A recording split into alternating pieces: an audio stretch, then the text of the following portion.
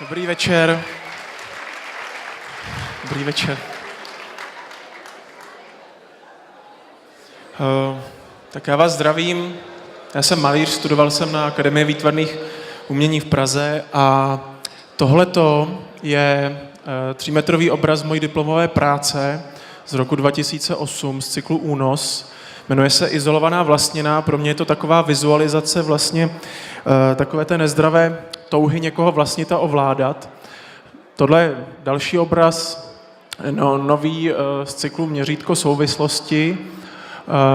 Ta moje technika vlastně, používám klasickou oleomalbu, protože mi přijde, že ten svět současný občas potřebuje trošku zastavení a takovou možná i znovu rekonstrukci té reality, takže proto se v těch obrazech někdy objevují takové vizuálně silné hyperrealistické prvky. Tohle je například obraz z cyklu Ikebana Mortis. Tam řeším nějakou takovou transformaci, řekněme nějaké životadárné energie, která potom z mrtvého těla odchází a transformuje se do nějakého dalšího živého organismu rostliny. Tenhle obraz je o smrti, ten možná nechám bez komentáře.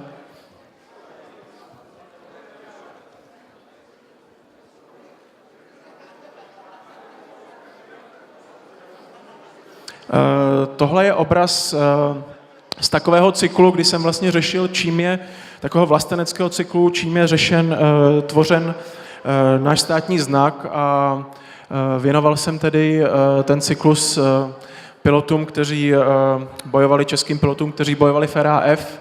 Tohle to je obal CDčka pro nějaké maďarské nakladatelství Eastern Days, kteří po mně chtěli, abych vyjádřil nějaký pocit ze Sutjecova východním bloku, tak já jsem použil tenhle výjev z Terminátora vlastně, což byl takový film, který v 90. letech jsem vtrhnul a nepřipravené publikum, které nemělo vlastně ty vazby jako v zahraničí, tak tím byli šokováni. Tohle je obraz z takového cyklu, řekněme bajek. Já často dosazuju do svých obrazů zvířata, abych tím vyjádřil vlastně podobným principem jako v bajce nějaký pocit. Další obraz z toho vlasteneckého cyklu Gloria Slavia. V tomhle obraze je například stíhač Spitfire. To byly takové hvězdy, protože je lidi viděli v bitvě o Británii nad hlavou, ale tu válku vyhráli právě piloti liberátorů, těch bombardérů, který právě byl namalovaný v tom předchozím. Tohle je obraz z cyklu Puberta, kde vlastně se zabývám demonstrativními sebevraždami pomocí té malby místy hyperrealistické. Líbí se mi, jak vlastně to rozkládá ten igelitový pytlík tu tvář, takže tam sleduju i nějakou třeba vnitřní rozpolcenost. Tohle je obraz Milostný trojuhelník z jednoho mého nového figurálního cyklu. Tady mě zajímá zase, jak ty vztahy fungují v nějaké, řekněme, menšinově orientované skupině, jestli je to náročnější. Tohle je zase obraz z cyklu Měřítko souvislosti, kde se snažím právě pomocí toho jednoduchého měřítka, ukázání té jednoduchosti toho měřítka nějakým způsobem relativizovat tu lidskou existenci vůči něčemu, co nás může přesáhnout, tak tohle je moment, který se zase věnuje třeba zvířecímu světu. Navazující na to je obraz taky z toho stejného cyklu a tady jsem chtěl, aby tam bylo něco, co vlastně člověk vytvořil a co jeho existenci relativizuje. Nenapadlo mě nakonec nic zásadnějšího, než je ta zbraň, než je ten tank. Co se té malby týče, tak tam jsou zase jako nějaké hyperrealistické a nějaké expresivnější prvky. Tohle je obraz z cyklu Království svobodné matky, taková dokumentární věc. Tam jsem vlastně pracoval s takovou parafrází jedné ikony a ten buben té pračky vlastně tvoří takovou jako svatozář té matce, která je unavená a upracovaná tím, jak vlastně je to náročné pro ní ta její situace. Tyhle ty odvrácené portréty, zrovna tenhle obraz, ten se jmenuje Možná otec.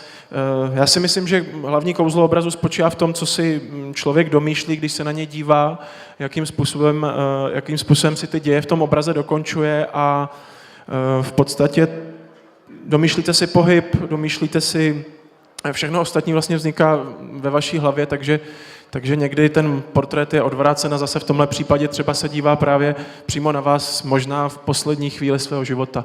Další obraz z cyklu Bestiario, z cyklu takových bajek, tohle se jmenuje tuším Obklíčení.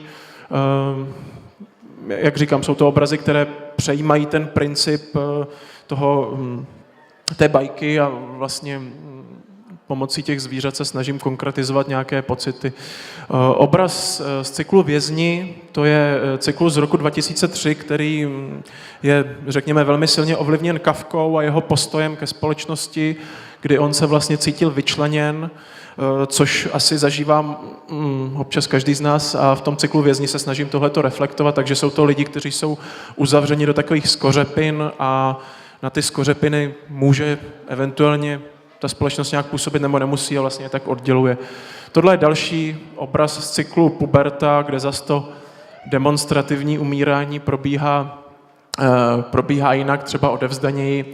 V podstatě, a závěrečný obraz je opět z cyklu Bestiario a jmenuje se Teroristický útok.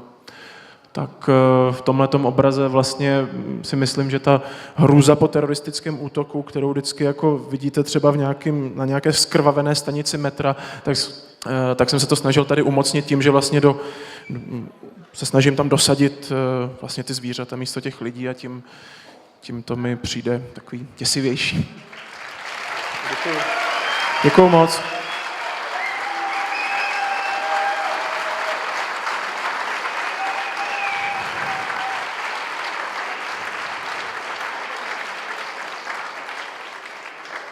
To bylo husté, že?